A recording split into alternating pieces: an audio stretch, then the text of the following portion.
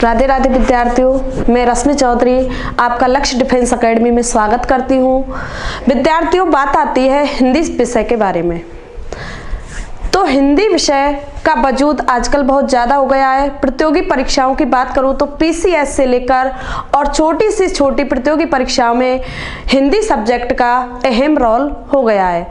तो विद्यार्थियों, हिंदी विषय में आप अपने कमेंट और शेयर से हमारा सहयोग कीजिएगा। आज बात करूंगी विद्यार्थियों हिंदी विषय के बारे में। तो बच्चों, चलते हैं अपने टॉपिक की तरफ जिसका आपको इंतजार था, उस पल का अब एंड कीजिए, पढ़िएगा। मैं बात कर रही हूँ भाषा की। तो विद्यार्थियों, भाषा में पहले मैं बात करूंगी धातु की। तो विद्यार्थियों, ये बताओ कि भाषा में कौन सी धातु है? भाषा में से निकलेगी भास धातु। कौन सी धातु? भास धातु। मस्तिष्क में आपके में प्रश्न चल रहा होगा कि भास का शाब्दिक अर्थ क्या होता है। तो मेरे प्रिय विद्यार्थियों, मैं बता दूं, भास का शाब्दिक अर्थ होता है वाणी। क्या होता है? वाणी। बात करूं इसमें प्रत्यय की, तो प्रत्यय निकलेगा इसमें आ। क्या निकलेगा? आ। तो विद्यार्थियों, भाषा में धातु छुपी हुई है भास और प्रत्यय छुपा हुआ है आ प्रत्यय जुड़ा हुआ है और भास धातु है। भास का शाब्दिक अर्थ होता है वाणी और प्रत्यय की बात करूं तो प्रत्यय हो गया आपका आ। बात करूं भाषा के बारे में, भाषा का पूरा शाब्दिक अर्थ होता है अपने विचारों एवं भावों का आदान प्रदान करना। अपने विचारों एवं भावों का आदान प्रदान करना, ये हुआ आपका शाब्दिक अर्थ, प्रदान करना। तो बच्चों, बात आती है भाषा में धातु की। तो भास धातु, प्रत्यय की बात करें तो आप प्रत्यय, भास का शाब्दिक अर्थ हो गया वाणी। और जबकि मैं पूरी भाषा के शाब्दिक अर्थ की बात करूं तो अपने विचारों एवं भावों का आदान प्रदान करना ही क्या कहलाएगी? भाषा। बच्चों, बात आती है मैं हिंदी के बारे में बताऊं तो एक शब्द आता है आपका हिंदी और एक शब्द आता है आपका ये वाला हिंदी। हाँ जी, एक तो ये होता है और एक ये होता है। बात करूं मैं संधि की, एक संधि इस प्रकार लिखते हैं और एक संधि आप इस प्रकार लिखते हैं। ठीक है, एक संचय आप इस प्रकार लिखते हैं और एक संचय आप इस प्रकार लिखते हैं। तो मेरे प्यारे विद्यार्थियों, इसमें से प्रतियोगी परीक्षा की दृष्टि से कौन सा शब्द शुद्ध है और कौन सा शब्द अशुद्ध है? यूं कहें कि व्यवहारिक दृष्टि से दोनों ही शब्द शुद्ध माने जाते हैं, लेकिन बात आती है प्रतियोगी परीक्षा की। तो प्रतियोगी परीक्षा में दूसरे नंबर की हिंदी गलत और पहले नंबर की हिंदी सही मानी जाती है, लेकिन व्यवहारिक रूप से दोनों ही शब्द शुद्ध हैं। बता दूं क्यों?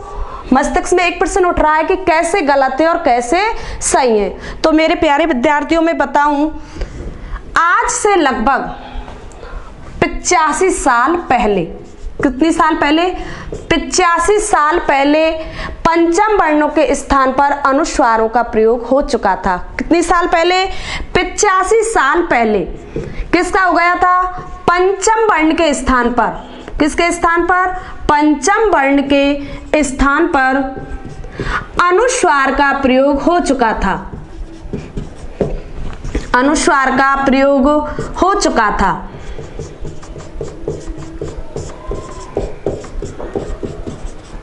हो गया था। अब बात आती है कि ये पंचम वर्ण होते क्या हैं? भाई, ये भी हमारे मस्तिष्क में सवाल चल रहा है कि ये पंचम वर्ण होते क्या हैं। तो आपको बता दूं कि का वर्ग होता है। का वर्ग, का वर्ग में आप पढ़ते हो का खा गा घा णा, वो होता है आपका पंचम वर्ण। का वर्ग का पंचम वर्ण, जबकि चा वर्ग का पंचम वर्ण, टा वर्ग का पंचम वर्ण, ता वर्ग का पंचम वर्ण और पा वर्ग का पंचम वर्ण। इनके स्थान पर आज से लगभग 85 साल पहले अनुस्वार का प्रयोग हो चुका था।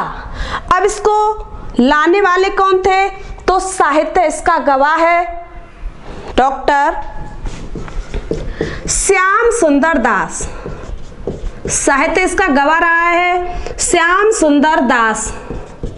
सन की बात करूं तो 1935 में इन्होंने कहा कि पंचम वर्ण के स्थान पर अनुस्वार का प्रयोग कर देना चाहिए। तो बच्चों समझ गए होंगे कि पंचम वर्ण के स्थान पर अनुस्वार का प्रयोग क्यों किया जाता है। इसलिए किया जाता है कि जो बाहर से लोग आते हैं हिंदी को सीखने के लिए, हिंदी विषय को जानने के लिए, इसीलिए हमने पंचम वर्ण के स्थान पर अनुस्वार का प्रयोग कर दिया। अब बात आती है कि मैडम इसको ही क्यों नहीं किया, इनकी जगह पर पंचम वर्ण क्यों किया गया। तो इसके बारे में भी बता दूं आपको कि पंचम वर्णों के स्थान पर ये गलत नहीं थे, हमने इनका उच्चारण बिल्कुल गलत तरीके से कर दिया। हम बोलते हैं अणे, नाणा, नामा, जबकि इसका सही उच्चारण ना ही होता है। इसीलिए अशुद्धियों को ध्यान में रखते हुए हमने किसका कर दिया, अनुस्वार का प्रयोग कर दिया। कुछ लेखक हैं, कुछ कवि हैं, कुछ विद्वान हैं, उन्होंने तो मान लिया अनुस्वार, और जिन्होंने नहीं माना वो तो इस प्रकार लिखते आ रहे हैं, और जिन्होंने मान लिया वो अनुस्वार को ही लिखते आ रहे हैं। इसीलिए दूसरे शब्द की अपेक्षा प्रारंभिक शब्द अधिक शुद्ध प्रतियोगी परीक्षा की दृष्टि से माने गए हैं। तो बच्चों आपके मस्तिष्क में यह भी सवाल आ रहा होगा कि हिंदी शब्द की उत्पत्ति कहाँ से हुई है, यह शब्द कहाँ से लिया गया है। बच्चों एक बार बता दूं, मैं व्याकरण शुरू करने से पहले इसकी परिचयात्मक भूमिका आपको बताना चाहती हूँ कि आपको बार बार व्याकरण में भटकना इधर उधर नहीं पड़े। हिंदी शब्द की उत्पत्ति कहाँ से हुई है और इसे लिया कहाँ से गया है, तो बताती हूँ। हिंदी शब्द फारसी भाषा से लिया गया है। किस भाषा से, फारसी भाषा से लिया गया है, जबकि इसकी उत्पत्ति कहाँ से मानी गई है, इसकी उत्पत्ति, हिंदी शब्द की उत्पत्ति, हिंदी शब्द की उत्पत्ति सौरसेनी अपभ्रंश से मानी गई है। सौरसेनी अपभ्रंश से मानी गई है। बच्चों आपको यह भी जानना जरूरी है कि सर्वप्रथम हमारी भारतीय भाषा कौन सी थी, तो बता दूं मैं आपको, हमारी सर्वप्रथम भाषा थी संस्कृत। क्या इसे सभी भाषाओं की जननी कहा जाता है, क्या इसे सभी भाषाओं की जननी कहा जाता है? यदि कहा जाता है तो आप बिल्कुल गलत हो। ध्यान रखना, यह संस्कृत आर्यों की भाषा रही है, आर्यों की जननी रही है, और जननी आर्यों की कौन सी भाषा रही है, संस्कृत। बच्चों बता दूं मैं आपको, संस्कृत के भी दो भाग हो गए थे, एक तो वैदिक संस्कृत और दूसरी लौकिक संस्कृत। पहली थी वैदिक संस्कृत और दूसरी आएगी आपकी लौकिक संस्कृत।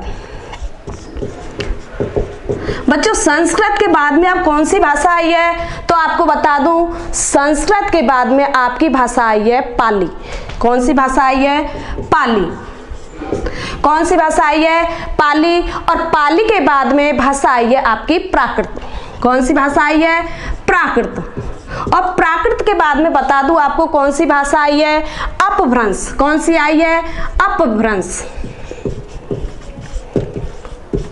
और अपभ्रंश के बाद में आपकी भाषा आई है हिंदी।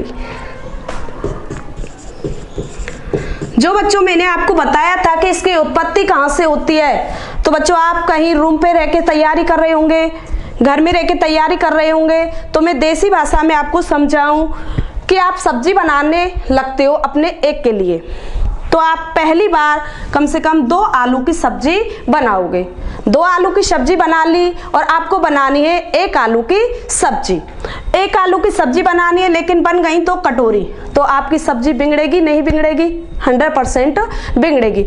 उसी प्रकार हिंदी का जो बिगड़ा हुआ रूप है वो कौन है, अपभ्रंश। कौन है भाई, अपभ्रंश। अब आपके मस्तिष्क में चल रहा होगा अपभ्रंश का शाब्दिक अर्थ क्या होता है, तो भाइयों मैं बताती हूँ आपको, हिंदी का बिगड़ा हुआ रूप, हिंदी का बिगड़ा हुआ रूप ही क्या कहलाता है, हिंदी का बिगड़ा हुआ रूप ही अपभ्रंश कहलाता है। हिंदी का बिगड़ा हुआ रूप ही क्या कहलाएगा? अपभ्रंश कहलाएगा। तो बच्चों पहले कौन सी भाषा आई? संस्कृत। उसके बाद संस्कृत को हमने दो भागों में बांट दिया, पहली है वैदिक संस्कृत और दूसरी आपकी लौकिक संस्कृत। फिर बात आती है कौन सी भाषा आई? पाली, फिर आई प्राकृतिक, फिर आई आपकी अपभ्रंश और फिर उसके बाद आ गई आपकी हिंदी।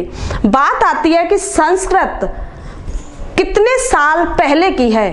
तो वैदिक जो संस्कृत है सबसे पहले हमारे वेद मिलते हैं। वेदों की मैं बात करूं तो संस्कृत आज से लगभग, आज कौन सी शताब्दी चल रही है? 21वीं, और 21वीं शताब्दी चल रही है तो कम से कम 3500 साल पहले, 3500 साल पुरानी संस्कृत मानी जाती है। तो मैडम हिंदी कितने वर्ष पुरानी है? तो ये है आपकी 10 वर्ष पुरानी हिंदी मानी गई है। 1000 साल पुरानी आपकी हिंदी मानी गई है। अब संस्कृत और हिंदी के मध्य में कौन कौन सी भाषाएं आ गई आपकी? संस्कृत और हिंदी के मध्य में आपकी पाली भाषा है, प्राकृत है और अपभ्रंश है। अब उत्पत्ति कहाँ से हुई? हिंदी शब्द की उत्पत्ति कहाँ से हुई? हिंदी शब्द की उत्पत्ति बच्चों ध्यान दो, जब हमारा काम बिगड़ता है तो इसका एक रूप मिलता है अपभ्रंश का, सौर सैनी अपभ्रंश। उम्मीद करती हूँ कि आपको इतनी बात समझ में आ गई होगी। बच्चों इसका एक रूप मिलता है और रूप मिलता है अपभ्रंश का सौर सैनी, और सौर सैनी से ही हमारी हिंदी शब्द की उत्पत्ति मानी जाती है। हिंदी शब्द लिया कहाँ से गया है? हिंदी शब्द लिया गया है आपका फारसी भाषा से। हिंदी में जो आप अनुस्वार का प्रयोग करते हो, इनको लाने वाले कौन थे? तो साहित्य इसका गवाह रहा है श्याम सुंदर दास रहे हैं। और श्याम सुंदर दास सन की बात करूं तो 1935 में, और साल की बात करूं तो कम से कम 85 साल पहले पंचम वर्णों के स्थान पर अनुस्वार का प्रयोग इन्होंने कर दिया था। तो बच्चों आपको अभी इसका वर्गीकरण बताती हूँ कि संस्कृत कितने साल पुरानी रही है, इनका कालखंड क्या क्या रहा है। वैदिक संस्कृत की बात करूं तो वैदिक संस्कृत का कालखंड रहा है आपका 1500 ईसा पूर्व से, ईसा पूर्व की बात कर रही हूं, 1500 ईसा पूर्व से 800 ईसा पूर्व। इसका कालखंड रहा है किसका? संस्कृत का। और संस्कृत में किस भाग का? वैदिक संस्कृत का। मैं बात करूं लौकिक संस्कृत की, लौकिक संस्कृत का कालखंड रहा है 800 ईसा पूर्व से, कितने पूर्व से? 800 ईसा पूर्व से 500 ईसा पूर्व। कितने ईसा पूर्व से?